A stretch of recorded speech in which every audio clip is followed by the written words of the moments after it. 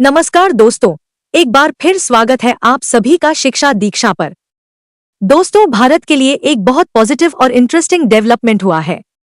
बेंगलुरु में जो हमारा एरो शो फिलहाल चल रहा है, वहां पर हमारे डीआरडीओ के द्वारा फाइनली एंड ऑफिशियल इंडिया का जो पहला 100% देसी रक्षा कवच प्रोटेक्शन सिस्टम है, उसको यहाँ पे अनवेल कर दिया गया है।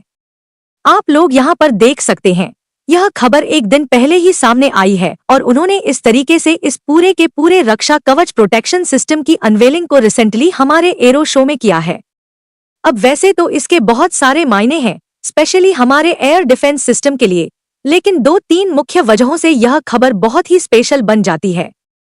पहली बात तो इस पर्टिकुलर रक्षा कवच प्रोटेक्शन सिस्टम में डीआरडीओ ने बहुत ही ज्यादा प्राइड के साथ इस बात को कहा है कि इसमें लगा हुआ हर एक कंपोनेंट, फिर भले वो मिसाइल फायरिंग यूनिट हो, फिर भले वो बैटल मैनेजमेंट यूनिट हो, फिर भले वो हमारा रेडार डिटेक्शन यूनिट हो, किसी भी प्रकार का यूनिट, किसी भी प्रकार का जो कंपोनेंट है, वो 100% भारत ने अपने ही देश में उसको तैयार किया है।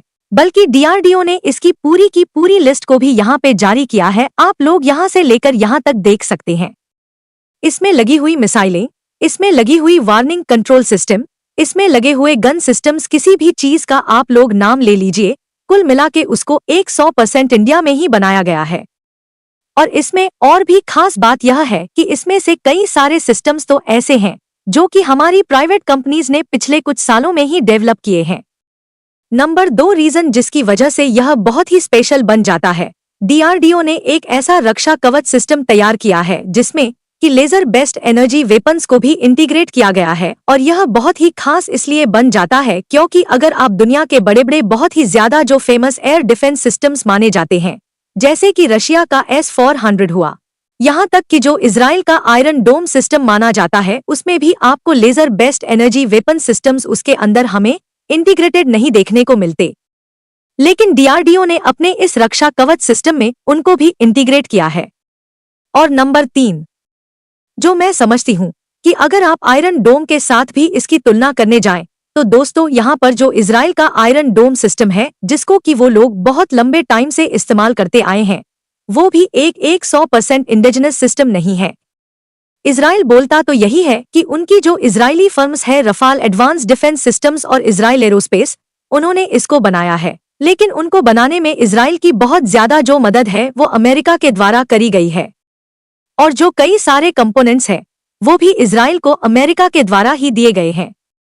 लेकिन अगर हम हमारे डीआरडीओ के रक्षा कवच सिस्टम की बात करें, तो इसमें एक एक कंपोनेंट हमने मेक इन इंडिया के तहत खुद इसको भारत में तैयार किया है। इसी पूरे रक्षा कवच सिस्टम के बारे में दोस्तों हम लोग बातचीत करने वाले हैं कि यह सिस्टम एग्जैक्टली है क्या जिसको डीआरडीओ ने यहाँ पे अनवेल किया है।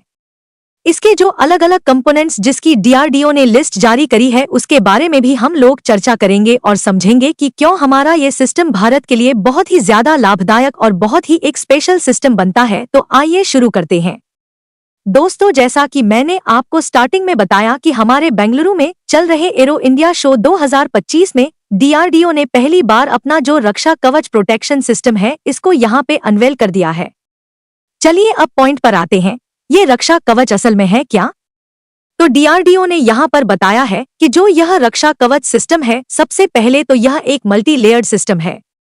इसका मतलब ये है कि मान लीजिए अगर सामने से हमारे ऊपर अटैक होता है, तो अलग अलग एरियाज में, अलग अलग लेयर्स में हम लोग उस अटैक से अपने आप को बचा सकते हैं। मान लीजिए हमसे 500 किलोमीटर की दूरी से कोई चीज आ रही है, उससे अपने आप को बचाना है, तो अब हम बचा सकेंगे। अगर कोई चीज 300 किलोमीटर की दूरी से आ रही है, उससे बचा सकेंगे। कोई चीज यहाँ पे 100 किलोमीटर की दूरी पर आ रही है, उससे भी अपने आप को बचा सकेंगे। एक मल्टी लेयर्ड सिस्टम का यही खासियत होता है।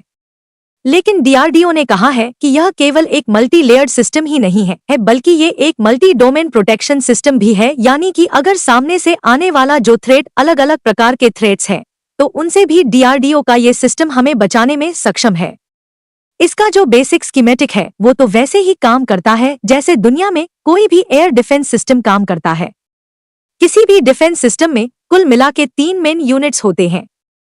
पहला यूनिट होता है रेडर डिटेक्शन यूनिट, जो कि यह डिटेक्ट करता है कि सामने से मिसाइल कहां से आ रही है, कितनी दूरी से आ रही है, कितनी स्पीड से आ रही है। ये सारा कुछ डिटेक्ट करने के बाद वो बैटल मैनेजमेंट और कंट्रोल यूनिट को सिग्नल देता है, जो कि यहाँ पर आप देख सकते हैं। ये इसका सेकंड कंपोनेंट है और ये वाला जो कंपोनेंट है, जब इसको सिग्नल मिल जाता है उसके बाद यह यहाँ पर मिसाइल फायरिंग यूनिट को कमांड देता है, जिसके बेसिस पर बेसिकली सामने से आने वाली मिसाइल को डिस्ट्रॉय करने के लिए एक काउंटर मिसाइल फायर करी जाती है। अब डीआरडीओ ने इस मल्टीलेयर्ड मल्टी डोमेन सिस्टम के अलग अलग कंपोनेंट्स के बारे में भी यहाँ पे पूरी डिटेल बताई है। इसके बारे में आपको संक्षेप में बताऊं तो दोस्तों, जितनी भी टेक्नोलॉजीज यहाँ पर इंडिया ने अभी तक बनाई है, उन सभी टेक्नोलॉजी को डीआरडीओ ने इस पर्टिकुलर रक्षा कवच सिस्टम के अंदर इंटीग्रेट कर दिया है। फॉर एग्जाम्पल आपको दिखाती हूँ। सबसे पहले यह वाला जो हमारा Netra airborne early warning and control system है, जिसको हम लोग AEW&C सिस्टम कहते हैं। यह आप यहाँ पे देख सकते हैं, इसको भी इसके अंदर इंटीग्रेट कर दिया है। नंबर 2, हमारे भारत फोर्ज कंपनी के द्वारा बनाई गई जो अटैक्स गन होती है, इसको भी इसके अंदर इंटीग्रेट कर दिया है। यानी कि अगर सामने से आने वाला कोई ऐसा थ्रेट है तो उसको अटैक्स आर्टिलरी गन सिस्टम के साथ ही हम लोग डिस्ट्रॉय कर सकते हैं, तो वो भी हमने यहाँ पर इसके अंदर इंटीग्रेट कर दिया है। नंबर 3 पे ये आप यहाँ पे देखिए, रिसेंटली हमारे एरो शो में अडानी डिफेंस और एरोस्पेस के द्वारा अपने D4 सिस्टम को भी अनवेल किया गया, जिसको कि drone detect, debtor and destroy system कहा जाता है। इसको भी डीआरडीओ ने इसी रक्षा कवच सिस्टम के अंदर इंटीग्रेट किया है, जिसमें कि ड्रोन को आप लोग डिटेक्ट कर सकते हैं और सामने से आने वाले ड्रोन को डिस्ट्रॉय भी कर सकते हैं। उसके बाद अगर आगे बढ़े तो आरुद्रा जो ground based multi mode 3D surveillance radar है, जो कि आप यह देख सकते हैं, इसको भी इसके अंदर इंटीग्रेट कर दिया गया है। उसके बाद लाइट वेट टोरपीडो है, इलेक्ट्रॉनिक वारफेयर सिस्टम है, V-SHORADS है, जो कि डीआरडीओ के द्वारा बार बार टेस्ट किया जाता है। यह आप देख सकते हैं, इसको भी इंटीग्रेट किया है, जो कि सामने से आने वाली किसी भी मिसाइल को मिसाइल के माध्यम से ही डिस्ट्रॉय कर सके। और U-GRAM जो असॉल्ट राइफल है, जिसकी फोटो आप यहाँ पर देख सकते हैं, रिसेंटली इसको भी अनवेल किया गया था। इसको भी इसके अंदर इंटीग्रेट कर दिया गया है और ये लिस्ट चलती जाती है, क्योंकि डीआरडीओ ने यहाँ पर ये कहा है कि हमने एक्सिस्टिंग टेक्नोलॉजी को इस सिस्टम में मिला दिया है, जिससे कि एक बड़े लेवल का रक्षा कवच सिस्टम तैयार हो चुका है। लेकिन दोस्तों, इस पूरे रक्षा कवच सिस्टम में जो चीज सबसे ज्यादा यहाँ पर स्टैंड आउट करती है, जो चीज सबसे ज्यादा यूनिक देखने को मिलती है, वो ये है कि डीआरडीओ ने इसमें लेजर बेस्ड एनर्जी वेपन्स को भी इंटीग्रेट करना शुरू कर दिया है और यही इसका सबसे ज्यादा स्टैंड आउट कंपोनेंट या क्रूशियल कंपोनेंट है। क्योंकि अगर आप दुनिया का कोई भी एयर डिफेंस सिस्टम देखें, फिर भले वो S-400 हो जो कि दुनिया का सबसे पावरफुल सिस्टम माना जाता है, या फिर भले USA का थार्ड सिस्टम हो, इजराइल का आयरन डोम सिस्टम हो, किसी में भी लेजर वेपन्स को डायरेक्टली इंटीग्रेट नहीं किया गया है। हाँ, इन देशों के पास लेजर वेपन्स अलग से हो सकते हैं, हम लोग उसकी बात नहीं कर रहे, लेकिन डीआरडीओ ने एक ऐसा मल्टी लेयर्ड इंटीग्रेटेड सिस्टम तैयार किया है जिसमें कि इस पर्टिकुलर लेजर वेपन को भी इंक्लूड कर लिया गया है। सवाल ये आता है कि भारत को इसका क्या फायदा होगा। तो देखिए, सबसे पहले तो just like any other air defence system, ये वाला जो रक्षा कवच सिस्टम है दोस्तों, इससे हम हमारे military asset, soldiers, armoured vehicles, इन सभी चीजों को तो बचा ही सकेंगे, लेकिन साथ में इस पर्टिकुलर सिस्टम में हमारे डीआरडीओ के साइंटिस्ट डॉक्टर PS पांड्या ने यहाँ पर यह कहा है कि सिस्टम को तैयार इस तरीके से किया गया है कि इसमें nano technology based composite material का इस्तेमाल किया गया है, जिसकी वजह से यह सिस्टम बहुत ज्यादा लाइट वेट और बहुत ज्यादा ड्यूरेबल बन चुका है, जिसकी बदौलत हम अगर कल को इस सिस्टम का इस्तेमाल करना चाहते हैं तो हमारी जो रिस्पांस कैपेबिलिटी है वह बहुत ज्यादा रैपिड बन जाती है और सामने से आने वाले थ्रेट्स को हम लोग बहुत ही तेजी से न्यूट्रलाइज कर सकते हैं।